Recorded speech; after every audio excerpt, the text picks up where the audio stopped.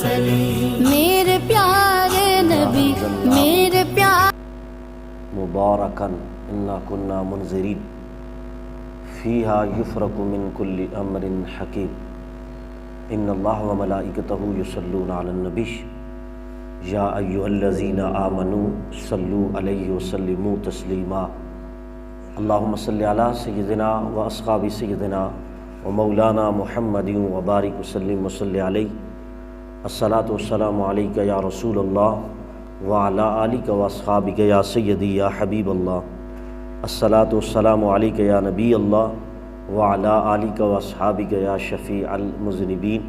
اللہ تبارک تعالی جل جلالہ وعم نوالہ واعظم شانہ واتم برہانہ کی حمد و ثنا اور حضور سرور کائنات جناب محمد الرسول اللہ صلی اللہ علیہ وسلم کے دربار گور میں ہدیہ درود و سلام عرض کرنے کے بعد نہایت ہی معزز سامعین و ناظرین، اللہ رب العزت کا پھر لاکھ لاکھ شکر کہ اللہ رب العزت نے آج پھر جمعۃ المبارک کا عظیم مقدس اجتماع اور عبادت کرنے کی سعادت نصیب فرمائی۔ میں دعا کرتا ہوں کہ آج کے اس مقدس دن کے توسط سے اور 14 شعبان المعظم کے اس مقدس دن کے توسل سے ہم سب کی حاضری کو اپنی بارگاہ میں قبول و منظور فرمائے۔ حضرات محترم، گزشتہ ہمارے 4 جمعات سے ایاک نعبد و ایاک نستعین اور رد شرک کے حوالے سے اسی ٹاپک پر بات چل رہی تھی۔ آج ہم نے اس کو اس جمعے کے اندر موقوف کر کے نیکسٹ جمعے کے 5ویں نشست ہم انشاءاللہ ادا کرنے کی کوشش کریں گے۔ ضمناً آج کا مقدس موضوع ہم نے جو سلیکٹ کیا وہ شب براءت کے حوالے سے ہے۔ شب منی رات ہوتا ہے، برات منی چھٹکارا۔ کس سے چھٹکارا؟ جہنم سے چھٹکارا اور نجات دلانے والی رات، جو کہ آج ہی رات یعنی کہ ہفتے کی رات بنتی ہے۔ آج اسلام کے اندر رات پہلے ہے، جہاں بھی قرآن میں رات اور دن کا لفظ آیا تو من اللیل والنہار کا لفظ آیا، پہلے رات ہے بعد میں دن کا لفظ آیا۔ یہ ایک علمی ٹرم تھی جو میں نے بیان کر دی۔ اس لیے آج جو رات آئے گی ابھی 6 بجے کے بعد شروع ہو جائے گی مغرب کے بعد، تو یہ شب براءت ہوگی، ٹھیک ہے، یہ 15ویں کی رات ہوگی، تو یہ شعبان کی 15ویں رات ہوگی۔ تو اسی حوالے سے اس رات کو اہل اللہ اور قرآن و سنت کی روشنی میں اس کے جو فرامین اللہ اور اس کے پیارے نبی نے بیان فرمائے ہیں، اس امور پر چند مبادیات اور اس کے اسرار و رموز کے حوالے سے چند باتیں آپ احباب کے سامنے بیان کروں گا۔ یاد رکھیے کہ اس مقدس رات میں ہماری مساجد کے اندر ساری رات شب و لیل کی صورت میں، قیام کی صورت میں، قرآن کی تلاوت کی صورت میں، نفل کی صورت میں، تہجد کی صورت میں، تسبیح صلاۃ کی صورت میں اس کو گزارا جاتا ہے، اور پھر سحری کا اہتمام کیا جاتا ہے۔ بعض لوگ اس پر سوال کرتے ہیں کہ بھائی تمہیں کیا ہو گیا، تم عبادت کر۔ ایک طرف تو یہ کہا جاتا ہے کہ عبادت اللہ کی کرو، جب ہم عبادت اللہ کی کرتے پھر بھی تکلیف ہوتی ہے۔ تو یاد رکھیں، ہم نے تمہیں نہیں خوش کرنا، ہم نے اللہ کو خوش کرنا ہے۔ کس کو خوش کرنا ہے؟ یہ جواب ہے مختصر سا قرآن اور حدیث۔ کیا یہ لوگ سمجھیں گے کہ جنہیں آج تک شب برات والی حدیثیں نہیں ملی، وہ کیا آپ کے سامنے یہ کہیں گے کہ بھئی یہ شب برات والا معاملہ تم نے اپنی طرف سے گھڑ لیا، من گھڑت روایات لے کر تم نے جناب عبادت و عیادت شروع کر دی، صبح کو روزہ رکھ لیا؟ میں نے کہا جامع ترمذی اٹھا کے دیکھیے، جامع ترمذی کے اندر حدیث موجود ہے، میرے نبی نے فرمایا قوموا لیلا وصوموا نہارا، ساری رات عبادت اور ریاضت کرتے رہو 15ویں شعبان کی رات، اور صبح اٹھ کے روزہ رکھو۔ اس سے بڑی دلیل، اس سے بھی بڑی ثبوت کی ضرورت پڑے گی ہمیں کہ ہم تم سے پوچھ کے اللہ کی عبادت کریں۔ ہم نے تمہیں نہیں خوش کرنا، ہم نے اللہ کو خوش کرنا ہے۔ کس کو خوش کرنا ہے؟ اللہ کو۔ اور اسی کو اخلاص کہتے ہیں۔ کیا کہتے ہیں؟ اخلاص۔ جو گزشتہ ہمارے ٹاپک چل رہے تھے کہ نماز کے معاملے میں کسی کو خوش کرنا، روزے کے معاملے میں کسی، یہی تو شرک ہے۔ تو بتایا جا رہا ہے ہم شرک والے نہیں ہیں، ہم اصل توحید والے، ہم اللہ کی عبادت کرنے والے ہیں۔ تو اس لیے آج چند باتیں اسی امور پر میں آپ احباب کے سامنے بیان کروں گا۔ یاد رکھیے کہ یہ وہ مقدس مہینہ ہے کہ جس میں میرے اور آپ کے نبی رمضان کے بعد سب سے زیادہ روزہ رکھے کرتے تھے۔ رمضان کے بعد سب سے زیادہ جس مہینے میں میرے اور آپ کے آقا روزہ رکھتے تھے وہ شعبان کا مہینہ تھا۔ کون سا مہینہ تھا؟ اور یہ میں اپنی طرف سے نہیں کہہ رہا، بلکہ بخاری شریف کے اندر حدیث نمبر 1969 اور مسلم شریف کے اندر 2721 میرے نبی علیہ الصلوۃ والسلام کے بارے میں روایت موجود ہے۔ کان رسول اللہ صلی اللہ علیہ وسلم یصوم حتی نقول لا یفطر ویفطر حتی نقول لا یصوم فما رأیت رسول اللہ صلی اللہ علیہ وسلم استکمل صیام شہر الا رمضان وما رأیتہ اکثر صیامہ منہ فی شعبان۔ حدیث پاک کے اندر آتا ہے کہ حضور نفل روزے رکھتے تھے، لیکن رمضان کے بعد سب سے زیادہ جس ماہ میں روزہ رکھا کرتے تھے وہ یہی شعبان کا مہینہ تھا۔ کون سا مہینہ تھا؟ شعبان کا مہینہ تھا۔ اور یہاں تک کہ حدیث کے اندر لفظ موجود ہے کہ میرے آقا علیہ الصلوۃ والسلام اس کے اندر چند روزے نہیں بلکہ پورا شعبان، پورے مہینے میں لگاتار 30 روزے رکھا کرتے تھے۔ اور یہ بھی مسلم شریف کے اندر حدیث نمبر 2721 ہے۔ حدیث کے اندر لفظ موجود ہے، میرے آقا علیہ الصلوۃ والسلام کے بارے میں آتا ہے یصوم حتی نقوم لا یفطر ویفطر حتی نقول لا یصوم وما رأیت رسول اللہ صیام شہر قط الا رمضان وما رأیتہ فی شہر اکثر منہ صیاما فی شہرہ۔ اور آگے لفظ حدیث کے اندر کہ میرے نبی علیہ الصلوۃ والسلام اس کے پورے مہینے کے اندر پورے 30 روزے رکھا کرتے تھے۔ کتنے روزے رکھا کرتے تھے؟ 30 روزے۔ اور میرے نبی نے فرمایا یہ میرا اپنا مہینہ ہے۔ کون سا ہے؟ رمضان شعبان شہری و رمضان شہر اللہ۔ یہ شعبان میرا مہینہ ہے اور رمضان اللہ کا مہینہ ہے۔ پورے مہینے کی نسبت، پورے دنوں کا تعین میرے نبی اپنے ساتھ اس کی نسبت قرار دینا، اس سے بڑی دلیل کیا ہے کہ جس مہینے کے ساتھ میرے نبی کا پیار اتنا کہ ہر دن کو اپنے نام کے ساتھ نسبت رکھتے ہوئے میرے نبی فرماتے ہیں اس مہینے کا ہر دن میرا دن ہے، ہر مہینہ میرا مہینہ ہے۔ یہاں تک کہ پورے مہینے کو اپنا مہینہ قرار دیا۔ اور آج صورتحال اس کے برعکس ہے۔ کیا ہے؟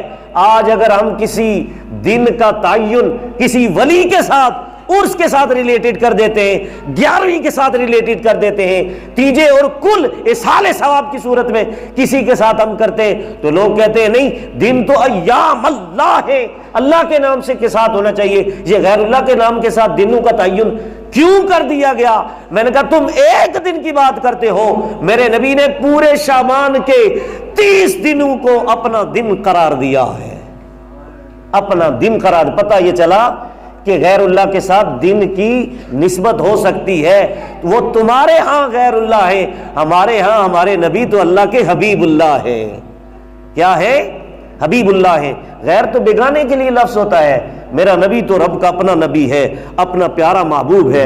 حضرات محترم، یہ میرے نبی علیہ الصلوۃ والسلام پورا مہینہ اس میں رمضان کے بعد سب سے زیادہ یعنی کہ روزے رکھا کرتے تھے۔ اب یاد رکھیے کہ حدیث کے اندر میرے نبی علیہ الصلوۃ والسلام نے فرمایا کہ حضرت عائشہ صدیقہ بھی فرماتی ہیں، حضرت عائشہ صدیقہ بھی فرماتی ہیں، اور یہ حدیث بخاری شریف کے اندر 1950 ہے، 2687 مسلم کے اندر روایت موجود ہے۔ میرے نبی علیہ الصلوۃ والسلام نے کیا فرمایا؟ حضرت عائشہ صدیقہ فرماتی ہیں فرماتی ہیں کہ جو اکثر عورتوں کے اندر ایام حیض پیریڈ کی بیماری ہوتی ہے عورتوں کے اندر، اس میں عورت کو رخصت ہے کہ وہ روزہ چھوڑ سکتی ہے، بعد میں وہ قضا کرے گی۔ کیا کرے گی؟ نمازیں تو معاف ہیں لیکن روزے کی قضا کریں گی، بعد میں رکھیں گی۔ حضرت سیدہ عائشہ ام المومنین امی جان عرض کرتی ہیں، وہ فرماتی ہیں جو رمضان میں پیریڈ کی وجہ سے، حیض کی وجہ سے جو مجھ سے روزے چھوٹ جاتے تھے، بخاری کے اندر اور مسلم کے اندر روایت موجود ہے، وہ فرماتی ہیں اللہ کی عزت کی قسم، بخاری کی 1950 اور مسلم کی 2687 نمبر حدیث ہے، فرماتی ہیں قال سمعت عائشہ رضی اللہ تعالی عنہ تقول کان یکون علی الصوم من رمضان فما استطيع ان اقضع الا فی شعبان۔ وہ فرماتی ہیں کہ کالا یحیی شغل من النبی او بالنبی صلی اللہ علیہ وسلم، کہتے ہیں حضور کی مشغولیت کی وجہ سے، حضور کی مشغولیت کی وجہ سے جو رمضان میں پیریڈ کی وجہ سے مجھ سے روزے چھوٹ جاتے تھے، وہ روزے آ کر میں بھی شعبان میں رکھا کرتی تھی، وہی روزے شعبان میں آ کر رکھا کرتی تھی۔ تو اس سے کئی اور مسئلے بھی اخذ ہوتے ہیں۔ تو پتہ یہ چلا کہ حضرت عائشہ صدیقہ سلام اللہ علیہ ان کثیرن کثیرا امی جان بھی اس شعبان میں پیریڈ کی وجہ سے روزے جو رہتے تھے وہ رکھا کرتی تھی۔ اور آگے ایک اور لفظ یہاں پر ریلیٹڈ، آج عورتیں جب نفلی روزہ رکھتی ہیں، مثال کے طور پر کل عورتیں روزہ رکھیں گی، کیا کریں گی؟ روزہ رکھیں گی، پرسوں کا بھی رکھیں گی، حدیث کے اندر آتا ہے ایک نہ دو رکھے جائیں تو بہتر ہے، کل کا بھی رکھیں گی اور پرسوں کا بھی رکھیں گی، جس طرح میں نے حدیث بتائی ہے سنن نسائی شریف کی، اور آگے حوالے بھی میں پیش کروں گا۔ یہاں پر ایک مسئلہ، کیونکہ مسائل بھی ہیں فضائل بھی ہیں، تو مسائل بھی آپ کے سامنے عرض کر لیں تو ساتھ مسئلہ سمجھ لیجئے کہ جس طرح سیدہ عائشہ کہتی ہیں مشغولیت کی وجہ سے، حضور کی مشغولیت کی وجہ سے، حضور کی مصروفیت کی وجہ سے جو روزے چھوٹ جاتے تھے پیریڈ کی وجہ سے، بعض اوقات وہ روزے میں کیا کرتی تھی؟ وہ روزے میں شعبان میں رکھ لیا کرتی تھی۔ اب پتہ یہ چلا کہ عورت بھی نفلی روزے رکھ سکتی ہے، لیکن اس کی کچھ شرطیں ہیں، اس کے کچھ مسائل ہیں، وہ بھی حدیث کے اندر موجود ہیں۔ اب سنیے وہ کیا ہے، وہ بھی بخاری شریف کے اندر حدیث نمبر 5195 اور مسلم 2370 نمبر حدیث ہے۔ حدیث کیا ہے؟ حدیث کے اندر لفظ موجود ہیں کہ لا یحل للمرأۃ ان تصوم وزوجها شاہد الا باذنی ولا تعزل فی بیتہ الا باذنی وما انفقت من نفقۃ عن غیر امرئ۔ حدیث کے اندر لفظ موجود ہے، میرے آقا علیہ الصلوۃ والسلام نے فرمایا کسی عورت کے لیے جائز نہیں ہے، کیا نہیں ہے؟ جائز نہیں ہے، حلال نہیں ہے، کیا چیز؟ کہ وہ نفلی روزہ اپنے زوج کی اجازت کے بغیر رکھے، اپنے شوہر کی اجازت کے بغیر رکھے، اپنے ہسبینڈ کی اجازت کے بغیر رکھے۔ تو آپ یہاں پر یہ مسئلہ سمجھ لیجئے، گھروں میں ہماری جو بھابیاں ہیں، ہماری جو بہنیں ہیں شادی شدہ، ان کو چاہیے یہ جو نفلی روزہ رکھیں تو اپنے شوہر سے اجازت لے کر رکھیں، کیونکہ حدیث کے اندر منع کر دیا گیا ہے کہ جب تک تمہارا شوہر تمہیں اجازت نہ دے، تمہارا شوہر تمہیں اجازت، یہ نفلی روزہ رکھنے کی اجازت نہ دے، تم روزہ نہیں رکھ سکتی۔ تو یہ شوہر کا مقام ہے، کیا ہے؟ یہاں ایک تو یہ پتہ چلا شوہر کا مقام، اور ایک مسئلہ پتہ چل گیا، مسئلہ یہ ہے روزہ رکھنا ہے اللہ کے لیے اور یہ عبادت ہے، تو پتہ یہ چلا اللہ کی عبادت بھی کسی جگہ اپنے شوہر سے پوچھ کے کرنی پڑتی ہے۔ جو عورت عبادت کرنے کے لیے اپنے شوہر کی محتاج ہے، آج وہ عورت اپنے شوہر کو کچھ سمجھتی نہیں ہے، بازار میں نکل جاتی ہے بغیر پوچھے، باہر غیر محرم کے سامنے جاتی ہے۔ ارے بتاؤ، سمجھو کہ ہماری یہ بہنیں، یہ ہماری اسلامی بہنیں کس کلچر کو لے کر چل رہی ہیں؟ یہ کلچر اسلام کا کلچر نہیں ہے، یہ غیر اسلامی کلچر ہے کہ جس کی طرف یہ روح چل پسی ہے کہ آج عورت اپنے گھر والے کو گھر والا نہیں سمجھتی اور گھر والا اپنی عورت کو گھر والی نہیں سمجھ رہا، اور یہاں تک معاملہ اس پستی کی طرف جا چکا ہے مرد عورت بننے کی کوشش کر رہا ہے اور عورت مرد بننے کی کوشش کر رہی ہے. بتائیے کیا ایسا ہے یا کہ نہیں؟ آج گھر میں کون سا ایسا گھر ہے جس گھر میں عورت کی نہیں چلتی اور مرد کی چلتی ہو؟ کوئی ایسا گھر بتاؤ. آج تو آرڈر کرتی ہے بیوی، یہ بھی کرو وہ بھی کرو. یار اللہ کی عبادت کے لیے بھی اجازت عورت کو لینی چاہیے کہ جب وہ عبادت کرے تب بھی اپنے گھر. رب کہتا ہے میں اپنی عبادت ہی قبول نہیں کروں گا جب تو اس سے پوچھے گی نہیں. اس مرد کا اتنا مقام تھا، لیکن آج یہ مرد عورت کے قدموں میں جا کے گرا. اور حدیث کے اندر لفظ موجود ہے، میرے نبی نے فرمایا تمہیں مٹی کے زمین کے اندر ڈوب مرنا چاہیے. یہ میرے نبی کی حدیث ہے، میں اپنی طرف سے بات نہیں کر رہا.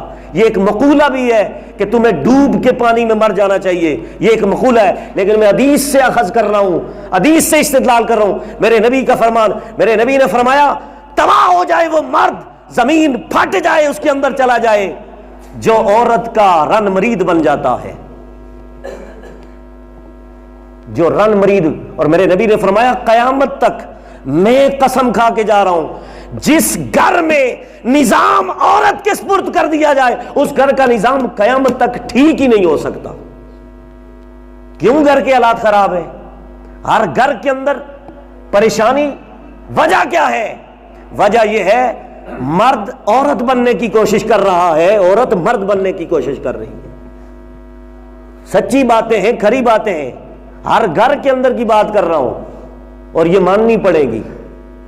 اسی لیے میرے نبی نے عورت کی حکمرانی کو حرام قرار دیا. شریعت اسلامیہ نے عورت کی حکمرانی کو ناجائز قرار دیا ہے. تو اس لیے یاد رکھو میرے نبی نے فرمایا قیامت کا دن ہوگا، قیامت کی نشانیوں میں سے ایک نشانی ہوگی، فرمایا کہ قبلۃ النساء، عورت مرد کی قبلہ بن جائے گی. قبلہ کس کو کہتے ہیں؟ اب قبلے کی وضاحت سمجھیں گے تب آپ کو پتا چلے گا کہ عورت کس طرح قبلہ بنے گی. تو قبلہ کا معنی ہے جائے توجہ. کیا؟ جائے توجہ. تو قبلہ بن جائے گی. بتایا جا رہا ہے، میرے نبی نے فرمایا کہ عورت مرد کی جائے توجہ بن جائے گی جب ہر جس جگہ پہ بازار میں بھی ہوگا ذہن میں عورت ہوگی کہ اس نے کیا کہا تھا، اس کی سننی ہے، اس کی فرمائشیں پوری کرنی وہ عورت. اب یہ ایک نیا ایک لیکچر ہے جو اس کے اندر سے نکل آیا، لیکن ہمارا موضوع دوسرا ہے شب برات کے حوالے سے. تو اب میں بتاتا چلوں، اب اس پر بھی انشاءاللہ خواتین کے حوالے سے میں انشاءاللہ اس پر بھی انشاءاللہ کچھ لیکچرز آپ کے سامنے رکھوں گا کہ خواتین کا سٹیٹس کیا ہے، ان کا مقام کیا ہے. اور پھر ایک میرا ایسا لیکچر آپ سنیں گے، آپ کی طبیعت نہ خوش ہوئی تو مجھے آپ کہنا جی مولوی صاحب آپ نے ویسے ہی جھوٹ بول دیا ممبر پر بیٹھ. میں نے ایک موضوع میں نے سلیکٹ کیا ہوا ہے ذہن میں، موضوع کا نام سن لے، عورتوں کی عادتیں قرآن و سنت کی روشنی میں. جب یہ میں موضوع آپ کے سامنے لے کر آؤں گا اللہ کی عزت کی قسم آپ کی طبیعت خوش ہوگی کہ ہم نے تو سنا ہی نہیں تھا ایسی حدیثیں، پہلی مرتبہ ایسی حدیثیں سنی. موضوع ہے عورتوں کی عادتیں. 3 گھنٹے پر مشتمل میرا یہ لیکچر نیٹ پر موجود ہے، لیکن یہ ہے کہ آپ کے سامنے بھی انشاءاللہ میں وہ بیان کروں گا. حضرات محترم، یہاں پر ضمن حدیث آئی کہ نفلی روزہ رکھنے کے لیے بھی مرد کی اجازت کے بغیر عورت روزہ نہیں رکھ سکتی. ہے عبادت تو پتہ یہ چلا عبادت اللہ کی کرنے کے لیے بھی عورت کو ضرورت ہے کہ وہ اپنے مرد سے اجازت لے کہ میں اللہ کے لیے نفلی روزہ رکھنا چاہتی ہوں، تیرا کیا خیال ہے؟ اگر مرد راضی ہے تو میرا رب راضی ہے. حضرات محترم، اب آگے چلیے. یہ تو مسئلہ آ گیا عورت کے نفلی روزے کے بارے سے، کیونکہ یہ نفلی روزہ رکھیں گے کل شب برات کا، تو ہر ہماری بہن کو یہ گھر میسج جا کر دے دیں کہ اگر تو نے روزہ رکھنا ہے تو میں تجھے اجازت دیتا ہوں. بالفرض آپ کو پتہ ہے کہ میری گھر والی روزہ رکھے گی، دین کے ساتھ اس کی محبت ہے، تو جا کر خود ہی اجازت دے دیں تاکہ اس کو روزہ رب کی بارگاہ میں مقبول ہو جائے. ویسے اس کا پیاسا بھوکا رہنا یہ بیکار اور رائگان جائے گا. تو اس لیے ان کا بھوکا پیاسا اگر آپ کو چاہیے کہ اللہ کی بارگاہ میں مقبول ہو جائے تو گھر میں جا کر اپنی گھر والیوں سے, اپنی بہنوں سے جا کر یہ انہیں میسج بتا دیں کہ بہن تو نے اپنے گھر والے سے اجازت لے کر یہ روزہ رکھنا ہے. اب حضرات محترم, وجہ کیا ہے روزہ رکھنے کی؟ اس شعبان کا روزہ کیوں رکھتے ہیں لوگ؟ آج ہماری گفتگو ہے شب برات کا روزہ. اسی پر بھی اگر میں بولوں تو 2 گھنٹے چاہیے, لیکن وقت متحمل نہیں ہے, اب 10 منٹ رہ چکے ہیں. تو اس لیے مختصراً سن لیجئے روزہ رکھنے کی اصل وجوہات کیا ہیں, یہ بھی میرے نبی نے بیان فرمائی ہیں. تو سنو میرے نبی علیہ الصلوۃ والسلام نے کیا فرمایا. نبی علیہ الصلوۃ والسلام نے فرمایا کہ تم روزہ جو ہے وہ رکھو, لیکن کس طریقے سے اور کس وجہ سے رکھو, اور وجہ کیا ہے, اصل پوائنٹ آف ویوز کیا ہے کہ روزہ رکھا جائے. سنیں میرے نبی علیہ الصلوۃ والسلام کی حدیث. میرے نبی علیہ الصلوۃ والسلام نے خود فرمایا کہ میں روزہ اس لیے رکھ رہا ہوں ان ترفعوا فی اعمالی انا صومہ. فرمایا اس شعبان میں میرے نبی کی بارگاہ میں حضرت ام المومنین حضرت عائشہ نے سوال کر دیا کہ آپ یا رسول اللہ اس میں روزہ کیوں رکھتے ہیں, وجہ کیا ہے؟ تو میرے نبی علیہ الصلوۃ والسلام نے فرمایا اصل وجہ یہ ہے میں اس لیے روزہ رکھ رہا ہوں کہ یہ شعبان کی 15ویں کا جو روزہ ہے اور شعبان کی جو رات ہے 15ویں رات, اس میں رب کی بارگاہ میں اعمال پیش ہوتے ہیں, اعمال پیش ہوتے ہیں, اور میں یہ پسند کرتا ہوں جب میرا عمل بھی رب کی بارگاہ میں پیش کیا جائے تو میں روزے کی حالت میں ہوں. حضرات محترم, جب میرے نبی نے روزہ رکھنا پسند کیا اور یہ بھی بتایا کہ اعمال اللہ کی بارگاہ میں پہنچتے ہیں اور پیش ہوتے ہیں, تو اس سے یہ اخذ کرنا کہ بھائی کون سی روایت ہے جس میں یہ آتا ہے کہ پورے سال کے اعمال رب کی بارگاہ میں پیش ہوتے ہیں. میں نے کہا تمہیں آج بھی نہیں پتا چل رہا, ہمیں تو 1400 سال پہلے نبی نے بتا دیا تھا کہ اعمال رب کی بارگاہ میں پیش ہوں گے. تو رب کی بارگاہ میں اعمال پیش کیے جائیں گے. اب جو بھی عمل کرے گا بندہ, اچھا کرے یا برا کرے, رب کی بارگاہ میں پیش ہوگا. حضور نے فرمایا میں اچھا عمل کروں گا, میں رات کو عبادت اور ریاضت کروں گا اور دن کو روزہ رکھوں گا تاکہ رب کی بارگاہ میں میرا قیام کرنا اور روزہ رکھنا رب کی بارگاہ میں مقبول ہو جائے. حضرات محترم, میرے نبی علیہ الصلوۃ والسلام ویسے بھی یہ تو شعبان کا روزہ ہے نا, میرے نبی علیہ الصلوۃ والسلام ویسے بھی رمضان شریف کے رمضان کے تو روزے فرض ہے نا, شعبان کے نفلی ہیں. شعبان کے علاوہ بھی ہر مہینے میرے نبی 11 روزے رکھتے تھے. کتنے روزے؟ 11. اب آپ پوچھیں کون سے 11 بنتے ہیں, کس حساب سے 11 رکھتے تھے؟ تو سن لیجئے, حدیث میں آتا ہے میرے نبی ہر مہینے کی 12ویں 13ویں 14ویں کا روزہ رکھتے تھے, بلکہ 13ویں 14ویں اور 15ویں کا روزہ رکھتے تھے. اور ان کو کہتے ہیں ایام بیز. بیز کا معنی کیا ہے؟ بیز کا معنی ہے روشنی, چاند کی روشنی. تو چاند کی 13ویں 14ویں اور 15ویں کا روزہ میرے نبی ہر مہینے میں رکھتے تھے. یہ تو ہو گئے 3 روزے. کتنے؟ 3. اب 3 اور 8 11 ہوتے ہیں. کتنے؟ 8 11 ہوتے ہیں. تو باقی 8 کائے کے رکھتے تھے حضور. تو سن لیجئے میرے نبی ہر ہفتے میں 2 روزہ رکھا کرتے تھے. کتنے؟ کون کون سے؟ ایک پیر والے دن, ایک جمعرات والے دن. اب پیر کے دن اور جمعرات کے دن یہ 2 روزے اگر رکھیں تو مہینے کے 8 روزے یہ بن گئے, اور 3 دوسرے ایام 20 کے ملا کر 11 روزے. ہر مہینے میرے نبی کی یہ سنت کریمہ تھی کہ 11 روزے رکھا کرتے تھے. اب ایک حدیث کے اندر لفظ موجود ہے جو کہ مسلم شریف کے اندر روایت موجود ہے. اب میں حوالے کی طرف نہیں جا رہا ہوں کیونکہ وقت متحمل نہیں ہے, صرف چند باتیں آپ کے سامنے پیغام پہنچانا مقصود ہے.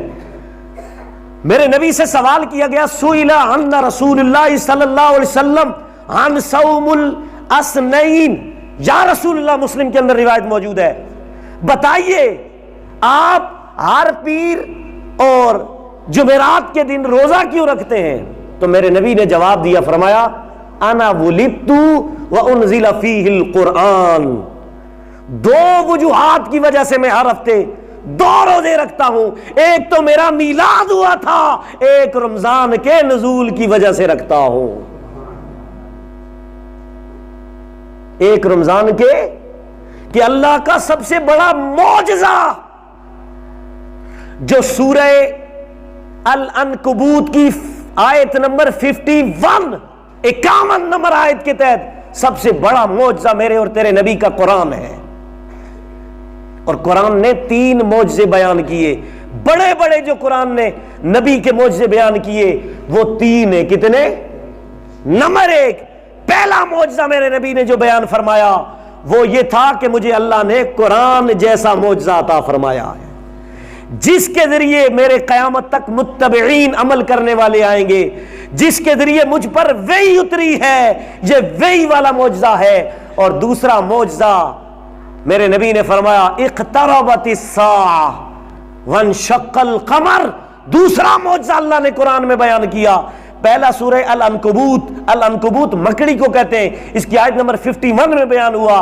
اور دوسرا معجزہ اللہ رب العزت نے سورہ القمر کے اندر آیت نمبر 1 اور 2 میں بیان کیا کہ ہم نے چاند کے 2 ٹکڑے کرنے والا معجزہ نبی کو دوسرا عطا کر دیا کہ نبی نے انگلی اٹھائی چاند کے 2 ٹکڑے ہو گئے. یہ دوسرا معجزہ قرآن نے بیان کیا. اب آپ سوال کریں گے تیسرا معجزہ کون سا ہے جو قرآن میں اللہ نے بیان کیا؟ تو یاد رکھو بات ختم تیسرے معجزے پر میرے رب نے کی, سورہ بنی اسرائیل, جس کا نام دوسرا نام ہے سورہ اسراء, اور ایک معنی ہے اسراء اور بنی اسرائیل. یہ قرآن کی مختلف آیتیں ہیں جن کے 2 نام ہیں. جس طرح حامیم السجدہ, اس آیت کا دوسرا نام ہے فصلت, دوسرا نام اس کا فصلت ہے. اسی طرح قرآن کے اندر کئی صورتیں ان کے 2 نام ہیں. تو سورہ بنی اسرائیل کی پہلی آیت میں اللہ رب العزت نے معراج جیسا تیسرا معجزہ میرے نبی کو عطا فرمایا ہے. فرمایا سبحان الذی اسری بعبدہ لیلا من المسجد الحرام الی المسجد الاقصی الذی بارکنا حولہ لنرہ. اب یہاں پر روایت سنیے, میرے نبی نے فرمایا کہ تم جو ہے تمہارے اعمال رب کی بارگاہ میں پیش ہوتے ہیں اس شعبان کی 15ویں رات, اس لیے میں روزہ رکھتا ہوں. اب سنو, پورے سال کے اعمال شعبان میں رب کی بارگاہ میں پیش ہوتے ہیں, اور پورے